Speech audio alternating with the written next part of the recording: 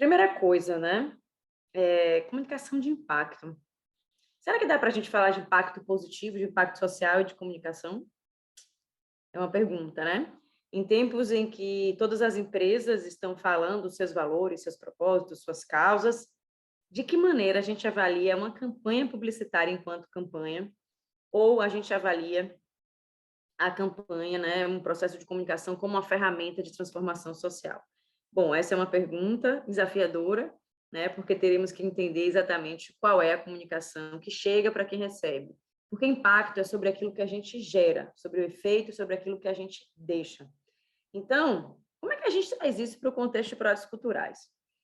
Quem não se comunica se trumica, não sei se vocês são da época de chacrinha, eu não sou, tá? Então, assim, só para dizer também que eu não sou, mas é uma referência essa frase. Imagina que a gente está aqui passando e seu vizinho está vendendo um carro que você quer comprar no preço que você pode pagar, mas ele esqueceu de colocar na placa do carro a plaquinha de que está à venda. Imagina que a gente está buscando trabalho, mas a gente esqueceu de dizer isso para as pessoas. Vamos dizer que a gente gosta de alguém e a gente não diz para ela. Então, o processo de comunicação, ele tem a ver com a nossa existência, né? Com aquilo que a gente quer alcançar. Não é meramente o uso de uma ferramenta. O meio de comunicação é apenas um pedaço do processo de comunicação que envolve um monte de outras coisas. A nossa intenção, o nosso código, o emissor, o receptor.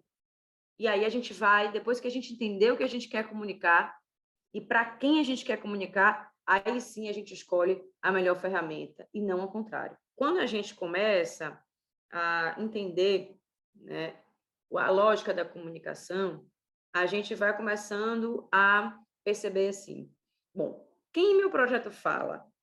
Aí tem uma dúvida, com quem ele fala de maneira obrigatória, desejável e real. Porque o mundo real é um mundo cheio de desafios, né? As teorias são muito boas, são muito bacanas, mas na vida real nós convivemos com desafios, com limitações de tempo, de técnica, de pessoas, de recursos. Olha, é realmente praticamente um milagre fazer projeto de cultura nesse país. Mas a gente está aqui, né? Porque a gente está empenhado em fazer isso acontecer. Então, de alguma maneira, a gente também se capacita, busca essas ferramentas, porque quando não for possível ter uma equipe dedicada, a gente mete a mão na massa e a gente consegue dar um jeito. A mensagem central do nosso projeto, gente, é a mensagem que está relacionada ao impacto desse projeto. Por que que eu estou falando isso? Porque muitas vezes a gente deixa de comunicar o impacto do nosso projeto e a gente, às vezes, se perde nas outras tantas demandas de comunicação que existem. Eu posso dizer, por exemplo, como que esse projeto ele transformou as realidades, ou seja, qual que foi o efeito do projeto, qual foi o impacto. Em tempos de rede social, em que a comunicação é fluida, em que a comunicação é progressiva, que a comunicação ela não tem limite de território, de alcance, eu posso criar uma legião de apoiadores se eu conseguir comunicar o impacto do meu projeto de maneira assertiva e efetiva. Eu não preciso estar na Amazônia para contribuir com a Amazônia. Eu não preciso estar em Barueri para, eventualmente, apoiar ou divulgar um vídeo, ou divulgar um card. Vai que eu tenho um amigo em Barueri que pode se tornar um potencial patrocinador desse projeto. Bom, o que é que eu quero dizer? A transformação que o seu projeto vai causar, e aí aqui a gente está falando de cultura, a gente está falando de música, a gente está falando de educação, a gente está falando de teatro, de dança, de... Gente, tem tanta coisa que as pessoas estão fazendo, e muitas vezes, às vezes, a gente recebe um projeto para analisar, um storytelling que não está muito adequado, e a gente vê que a capacidade, né, de mobilização através do impacto poderia ser melhor trabalhada. Porque se a gente foca, primeiro, na transformação que a gente realiza, trazendo um contexto de problema, e nosso projeto, a nossa iniciativa como uma possibilidade de solução, quem recebe isso, recebe de uma maneira um pouco mais lógica. A gente criou essa lógica de storytelling, trazendo problema, qual que é a dor, o que é que eu resolvo, e isso precisa virar, gente, comunicação.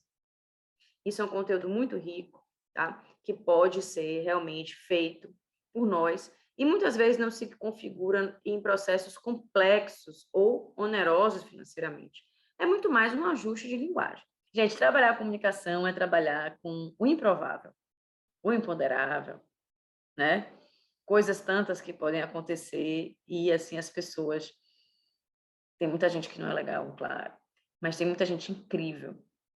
Então, quando a gente está na comunicação, a gente recebe isso, né, de uma maneira na linha de frente, que ajuda o nosso projeto a melhorar bastante. Ninguém nasce sabendo, mas eu desconheço um vendedor bom que não venda aquilo que acredita.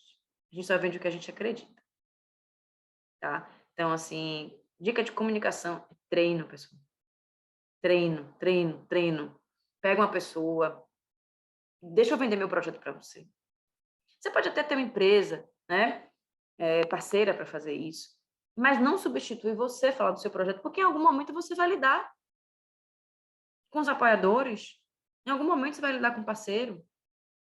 Então, mais do que ninguém, você precisa conhecer o seu projeto, inclusive as deficiências, onde pode dar errado, os pontos de melhoria, entendeu? Então, assim, são coisas que a gente vai treinando. A gente não nasce sabendo. Então, assim, outra coisa, assim, a comunicação pela verdade, né? E é nisso que a gente acredita, ela é a comunicação mais eficiente. Então, quando as pessoas começarem a ouvir você falar do seu projeto, com verdade, elas vão acreditar em você. E elas vão investir em você. Porque pessoas investem em pessoas.